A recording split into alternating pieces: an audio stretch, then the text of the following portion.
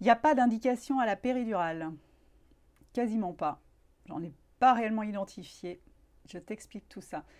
Si tu as peur d'accoucher, reste avec moi, je t'apporte des informations claires pour nourrir ta confiance en toi et en ton bébé et faire de sa naissance le plus beau jour de ta vie. Et j'aime dire aussi, lui offrir la naissance qu'il mérite. Comme d'habitude, je rappelle que si tu es là, c'est probablement que tu t'intéresses à la naissance physiologique. Même si ton souhait est d'accoucher avec une péridurale, si tu ne te sens pas d'affronter les vagues, la tempête de l'enfantement sans péri, ça n'empêche pas de s'informer. Peut-être que ton approche évoluera.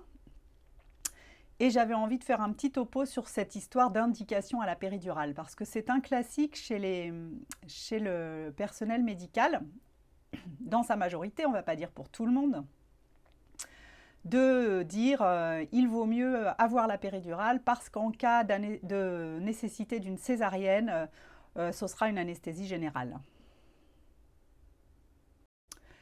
Alors tu peux te retrouver confronté à ce raisonnement, par exemple, si tu attends des jumeaux, si tu as un bébé qui se présente par le siège, pas de panique, le siège, les bébés font des galipettes parfois jusqu'au jour de la naissance, donc on ne désespère pas, et puis on peut aussi envisager un accouchement physiologique d'un bébé qui se présente par le siège. Voilà, mais ce sont des situations pour lesquelles les médecins peuvent te dire il faut une péridurale, c'est nécessaire, s'il doit y avoir une césarienne, sinon ce sera sous anesthésie générale, etc. Voilà. Donc on présente la péridurale comme un outil thérapeutique.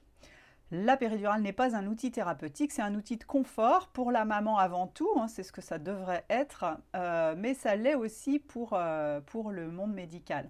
Alors en échangeant avec les sages-femmes avec lesquelles je travaille, Florence notamment qui travaille au CHU m'a permis de comprendre aussi que c'est, quand je dis que c'est un outil de confort pour l'équipe médicale, il faut être compréhensive avec les équipes médicales. C'est clair que les sages-femmes n'aiment pas faire mal aux femmes et que donc une femme qui n'a pas de péridurale et sur laquelle on va être obligé de faire un geste ou deux, c'est difficile à vivre pour les sages-femmes. Elles n'aiment pas faire mal aux femmes et donc une femme qui est sous péridurale, c'est plus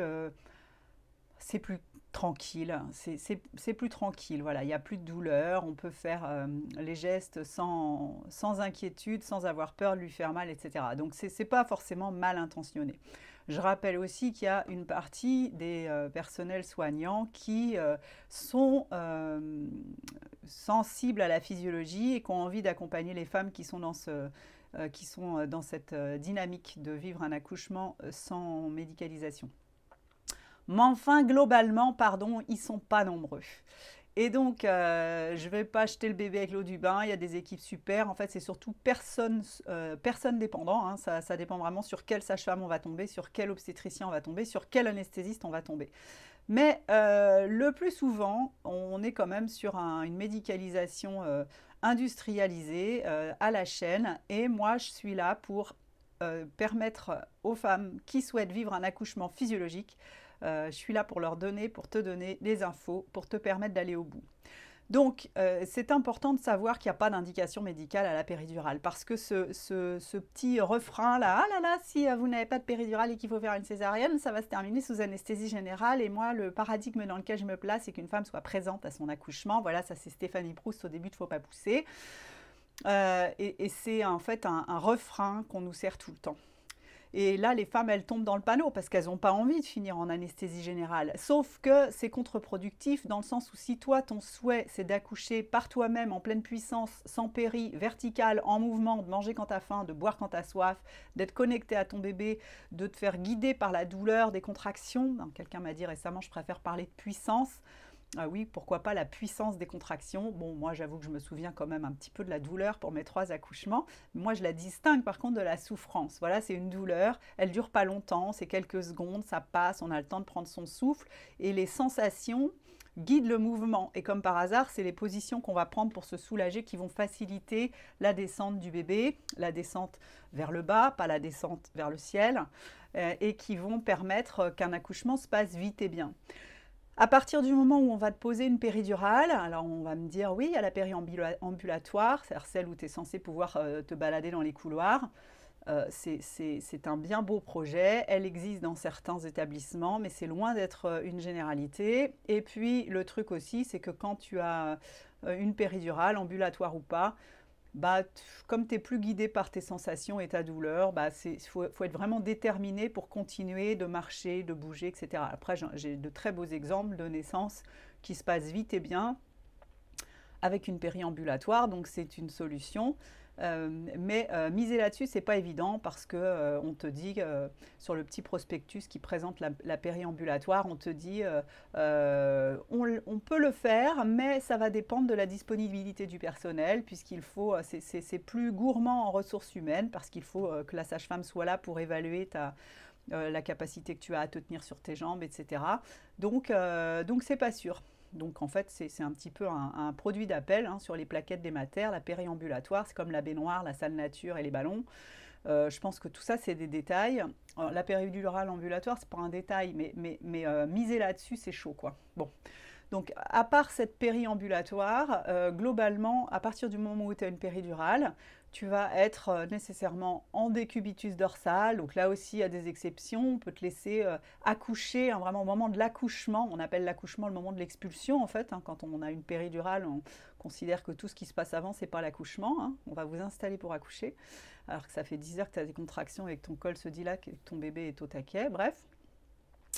Une fois que tu as la péri, tu te retrouves dans un accouchement médicalisé avec des perfs, avec une position qui n'est pas du tout physiologique, avec une perte de sensation, avec éventuellement, pour le coup, si ça n'avance pas assez, du syntho, donc l'ocytocine de synthèse pour accélérer le travail, qui potentiellement met le bébé un petit peu dans une situation délicate, voire carrément en détresse, etc. Donc, évidemment, je veux bien rappeler qu'il y a des accouchements sous péri qui se passent hyper vite et bien et dont les mamans sont heureuses, avec une expulsion qui se passe bien, sans épisio, sans instrument, etc. N'empêche qu'à partir du moment où tu as une péridurale, on augmente la probabilité d'avoir un accouchement allongé sur le dos, les pattes en l'air, on augmente aussi la probabilité qu'on te mette du syntho, et donc on augmente la probabilité que le bébé soit pas bien, et donc on augmente la probabilité de finir au bloc, clairement. Donc ce calcul qui te dit si on doit faire une césarienne en urgence, ce sera soulagé, bah ok, une césarienne en urgence dans le cas d'un accouchement physiologique, ça peut arriver, c'est clair. J'apprends aussi moi à mettre de l'eau dans mon vin sur le fait que c'est pas toujours formidablement parfait, rose, vite et bien cuicui les petits oiseaux, comme dit Amina Yamnian. Des fois, un accouchement physiologique peut nécessiter finalement une intervention médicale. Donc, il y a plein de raisons à ça qu'on ne va pas détailler ici. Mais on peut poser une rachianesthésie jusqu'à la fin quasiment. Donc, c'est pas confortable pour l'anesthésiste, ok. Mais enfin, c'est quand même ton accouchement. C'est quand même bien à toi de décider. Et globalement, quand même, il y a moins de risques de finir au bloc code rouge quand tu es sans produit du tout que quand tu es avec des produits. Et quand tu es debout, vertical en mouvement, que quand tu es allongé sur le dos, les pattes en l'air. Voilà. Donc j'avais envie de faire cette petite vidéo sur ce point-là parce qu'en fait, on a vite fait de te saboter ton projet d'accouchement physiologique en te disant « Ah bah si, péri, par exemple, donc, alors les jumeaux, donc ça c'est un cas, je travaille là-dessus, il y aura bientôt un programme sur Kaizen Nina. C'est mon espace d'information. Voilà, il y a déjà beaucoup de choses. Si tu cliques sur le lien en haut de cette page, tu vas pouvoir accéder à Kaizen Nina, à la communauté déjà, au groupe de discussion et à des contenus gratuits. Et puis, si tu as envie d'accéder à tous les contenus, ils sont tous accessibles avec l'abonnement Premier Souffle, qui est à 21 € par mois jusqu'à la fin du mois de décembre. Donc c'est carrément dommage de ne pas en profiter. Le prix va monter à partir de janvier et avec cet abonnement Premier Souffle, tu as accès à tout. Donc à la limite, vu que c'est sans engagement, tu t'abonnes un mois et tu avales toutes les vidéos et ça te fera beaucoup de bien. C'est pour ça que je bosse. Donc c'est pour ça que je t'invite à faire ça. Si tu n'as pas envie de rester abonné plusieurs mois, tu prends le temps pour regarder tout le programme sur le déclenchement, pour regarder tout le programme sur le grand jour, comment est-ce que tu fais le jour de ton accouchement pour pouvoir défendre, aller au bout de ton projet physio en accouchant à la maternité. Donc il y a plein de tips pour ne pas se laisser casser la bulle. Voilà, et donc il faut aller sur Kaizen Nina, c'est the place to be, il y a vraiment beaucoup de choses, je travaille beaucoup pour ça. et notamment sur les bébés en siège. Il y a un programme complet sur le siège. Voilà, je boucle parce que quand on a des bébés en siège, la péri, c'est pas facile d'y échapper. Voilà, c'était Nina. À bientôt.